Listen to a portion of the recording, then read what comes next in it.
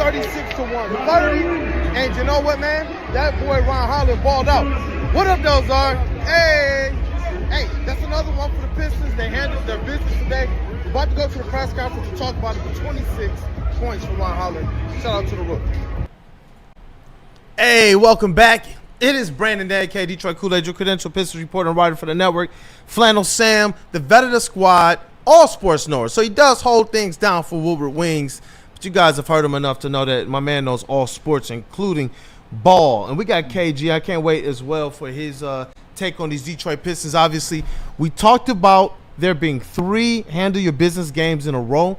And they dropped one Friday night against the Mavs. But they did get that get right against the Pelicans. They were shorthanded. Not just Cade Cunningham, a late scratch, Tim Hardaway out, and Asar Thompson played less than 10 minutes in the game. And we saw the Pistons with a splash of energy from one Mr. Ron Holland go out there and hold it down in the absence of their star player, Cade Cunningham. And I am starting to sense that this Pistons team, that everything we've seen this team be all season, all the energy that they have exerted, it is starting to catch up with them a little bit.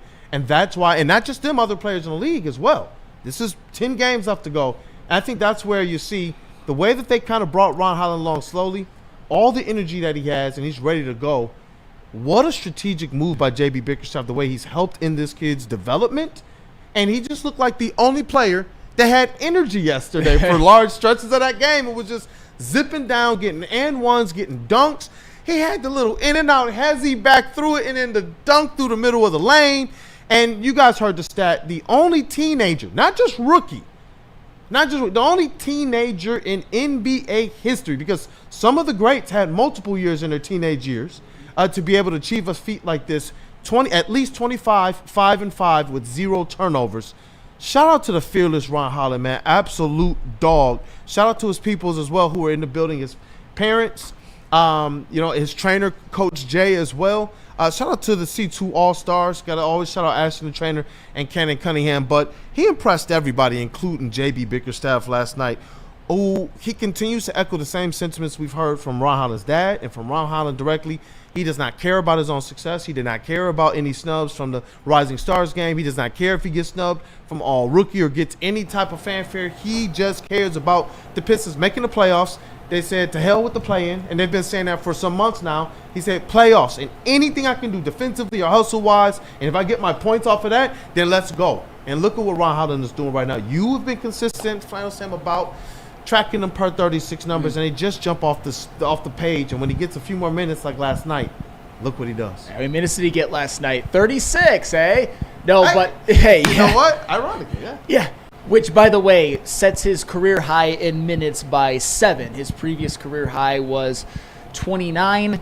He got 26 points in a game once earlier this year, but it was in a blowout loss at Boston. So the fact that Ron Holland got it in a win in which the Pistons needed every single bit of what Ron Holland gave them in that game, particularly in the fourth quarter. And he set his career high in assists, which he had 6 by 3. Tied his career high scoring. His previous career high was 3. You saw Ron Holland thrive when he finally got the usage. He was absolutely incredible. And not only just that, because we talk about that amazing stat line, which not even teenage LeBron James ever did, which is crazy that Ron Holland has a stat line that teenage LeBron never had. It's just incredible, and it's a testament to him. There was a stretch, and this has been a theme of the show, stretches of great basketball from individuals, and oftentimes unlikely individuals, where it was tied at 105, and things were looking a little bit precarious, because it would have not been a fun show in this regard if the Pistons would have dropped that game. But after that, after they were down by after they were tied 105 with the New Orleans Pelicans, Ron Holland gets an and one layup to put them ahead 108 to 105. If you include that and one, there is a stretch where Ron Holland scores and assists on 15 of the next 18 Pistons points, and when it was all said and done, after that stretch, the Pistons were ahead 123 to 115. That's huge. That's being a spark plug. That is really, honestly, for that stretch, putting the Pistons on his back and really carrying them to the finish line. And you mentioned it. This is the dog days of the NBA season. It's not just the Pistons. A lot of teams have those dead legs. Ron Holland sure as heck didn't, and he really gave them that energy and that production that the Pistons needed to really just escape that game, because they needed that one. Yeah, and you know who else didn't have dead legs? Marcus Sasser. Hey, man. They call him Mr. Stay Ready Sass. And I saw Ron Holland, that was one of his first posts of the night to his IG stories. And Marcus Sasser also got the belt last night. And he played very, very well, stepping up with Kay Cunningham out. That means that now he is the backup facilitator off the bench. And he had a good game last night. 20 points, 3 of 4 from behind the arc, 6 of 9 from the floor. And JB Bickerstaff had a lot of good things to say about both of those guys, Ron Holland and Marcus Sasser. But Sass was the first one credited. So we have the 2-minute, this will be a little bit longer, JB Bickerstaff clip. I wanted to be able to bring the audio directly from the press conference room to you all's ears. JB Bickerstaff on Marcus Sasser, Ron Holland, and bench players, otherwise known as role players. The game, how happy are you with the production and the effort that the guys gave you? I was, most appreciative of the guys that came off the bench and gave us that boost. Marcus Sasser has been through a lot with us. He's had opportunities. He's had moments where he hasn't played. But every time he plays, he puts himself in a position to help his team win basketball games. And I can't say how difficult that is, but all I can tell you is how important it is to us and what it means as a professional and how well he focuses on his craft. So again, a lot of respect and appreciation for him. And then I think Ron Holland was fabulous tonight. He kind of got the feel that we were in a little bit of mud ourselves and couldn't get ourselves going. And he took it upon himself to bring us some life, bring us some energy. I thought he was phenomenal on both ends of the floor. I know there's a lot of guys you lean on to kind of embody what your spirit's all about. With Ron Holland being one of those guys at 19 years old, I guess what impresses you most about his understanding of what's needed when, and then to have the athleticism to play at both ends of the floor? It's just that. It really is. Like I can't say it. Most guys at 19 years old who have been, the guy who've had the ball in their hands all their lives and the focus has been about them, don't understand how to play with others. And, when you come to the league, you go to, a team that's full of lottery picks and, added veterans, like, typically you're going to have to find a niche off the ball for a little bit in order to find an impact. And Ron just has an understanding of how to impact the win. He's a fierce competitor, but he just doesn't care what the play is. It can be an offensive rebound, it could be a steal, it could be a loose ball, a drive to the basket in transition. Like, he just impacts winning in a way because it matters to him. And again, I repeat it, at this age, most guys are trying to figure out 10 seconds. It's not about me, then what are we doing? And he's done a tremendous job all year of only giving a shit about the team and his teammates. And you hear it there from his head coach as well. It's not just something that, Ron Holland is just speaking about. It's something that has been put into practice, and his teammates and his coaches have picked up on it as well. And it spurs them to say, you know what, we want Ron to have more opportunity as well. And it's good to see that these players have been and stayed ready. I don't know how difficult it is or isn't to make sure that young players are still developing while their minutes are up and down, but then when they're playing late, important games late in the season, you see them stepping up. That is a testament to JB Bickerstaff, but it's also a testament to the mental fortitude, the work ethic, and honestly the character of these players. It shows that they were the right picks, but it's also showing now that JB Bickerstaff and this coaching staff in this organization, they have a better idea of what to put around them. Now, let's get the other JB Bickerstaff video if we have time. Yep. All right. And after 31 wins the last 2 seasons, you've kept a constant refrain all season that this team was better. You've continued to talk about higher standards. What from the beginning of the season about this group and this makeup of players contributed to your belief that they were this good and probably even better? Talent was there. Like I said, you don't make, as many first-round lottery picks, bring in a group of talent like this and it not be about, talent being there. I think talent takes time to foster. And fortunate enough for me that I was able to get here, when it had been through some things. Again, adding veteran players who you can trust in, who can contribute at a high level, who play, games and are steady, who understand what it takes to win and go, what the postseason looks like and just what fourth quarters look like, right? What meaningful games after the All-Star break looks like. When you put all that together, we knew it was going to take some time to figure it out because the hardest thing to do in this league is learn how to win. But I think our guys figured out what their recipe for success was, bought into the defensive end of the floor, and then let our guys be in their positions offensively to help us win.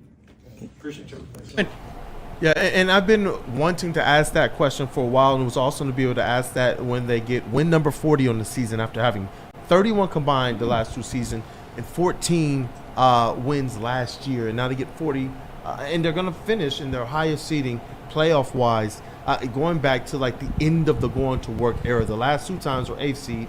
This time they're trending to finish with the 6th seed, and that was a question I was glad to be able to ask. And he gave a very, very thorough answer. And he talked about the fact that the talent was already here. He said that they had been through some things, but that the talent was already here.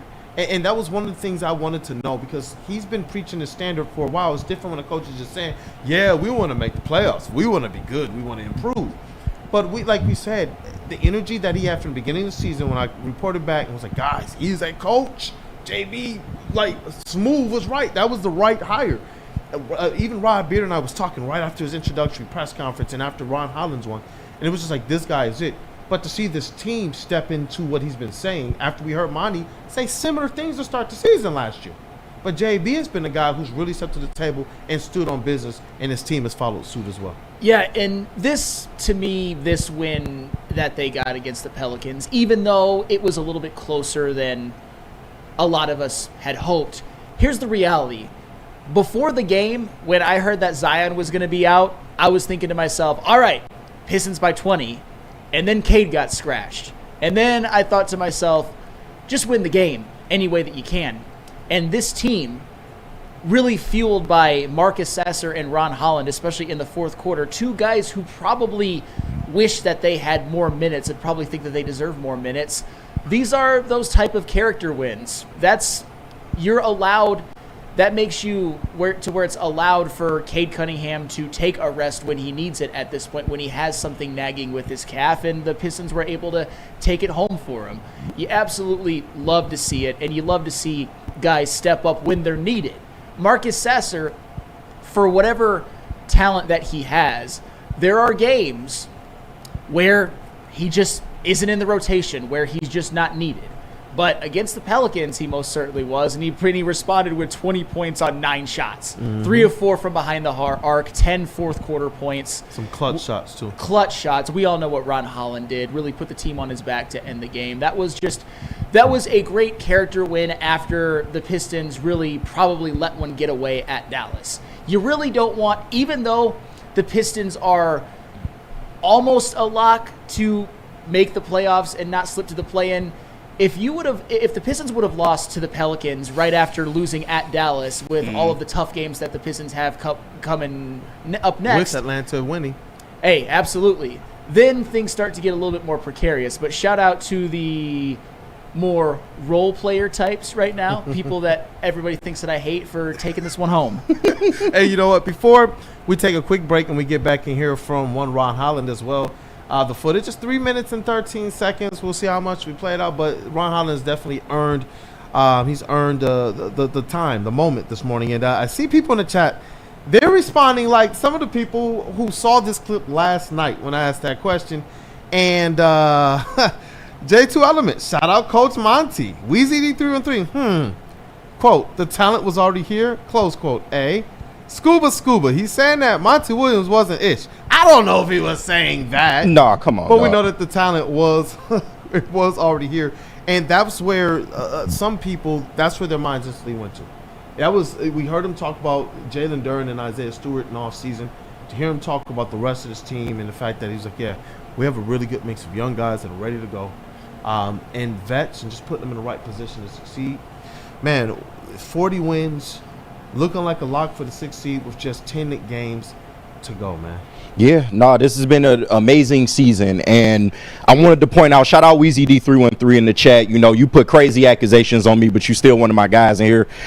He said, thank goodness for that game. People can't attribute all the team's success to Cade now. We are a team. And, you know, we speak about Monty, and, you know, no offense to Monty in the way that, you know, he was a coach that had a lot of success in the NBA. But most of his, you know, wins and success came from having veteran, you know, led teams, veteran leadership.